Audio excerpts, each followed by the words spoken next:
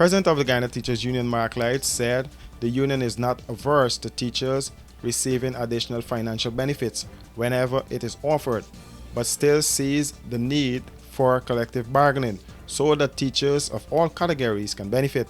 He was reacting to the salary adjustments and allowances made by President A. Finale this morning. That's of real concern not only to the Ghana Teachers Union but to all unions, because enshrined in the international labor laws is the need for us to have collective bargaining where unions will negotiate on behalf of their workers or their members. And to have an absence of collective bargaining is always something that breaches the natural course of justice for the working class people. And while some of the announcements made actually came out of the proposal, because in terms of increased allowances, we had proposed, and if you look at our proposal, we had proposed that there be increases for first degrees, increases for master's degree. So there has been some way in which the government is addressing those things, but not through the process of collective bargaining. And we are concerned about that because we believe that with a collective bargaining approach, you have a more long-term plan for the working class, in that teachers can actually know within the next 3 years, this will be my salary increase or this will be my allowance.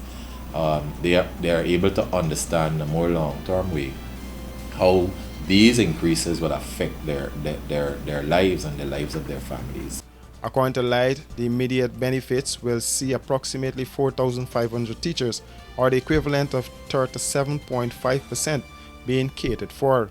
He noted that this is apart from the across-the-board bonus of $25,000 for all public servants and all categories of workers. No, the seniors represent the heads of departments, the senior mistresses, masters, deputy head teachers, and head teachers. So those persons within those categories are going to benefit in terms of how they move from the bottom of the scale in that particular scale to the top. Added to that, there is great incentive with the announcement for teachers who are qualified or are pursuing other qualifications. So that begs the question as to what will happen to our TQMs, which will be our temporary qualified teachers, and our assistant masters and mistresses, persons who do not have additional qualification at the moment. The president did say that there will be a further statement, and we have to wait to see how that will affect all the other categories. But generally, the announcement speaks specifically about those who are going to be affected through added qualification, and the seniors as well as the hinterland teachers. Allowances that were announced, for example, the master's degree gets 20,000, the doctors get 30,000, teacher with a bachelor's degree gets 10,000.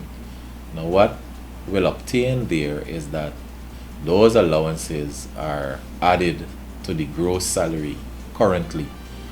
We would like the government to ensure that the allowances remain non-taxable. So if you're getting an allowance, that is not added to your gross salary to be taxed. And I think that in a way would give a few more dollars to our teachers. The union president said his union was a bit over the duty-free concession announcement. So what we understand from that is that the teacher can now access a duty-free once he or she has that particular status, whether it be 25 years, 30 years, they can access the duty-free. Presently, what obtains is that our multi-year or previous multi-year agreement allows for a senior master or mistress to access a duty-free having had that status for 6 years. And we were only given 100 duty-free. So what this opens up is that every teacher within those categories can now apply for a duty-free concession once he or she has a senior status.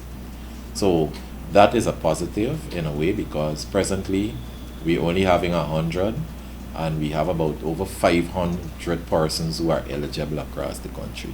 So more people will be able to to access the duty-free concession. So it is something that we had put in our proposal openly.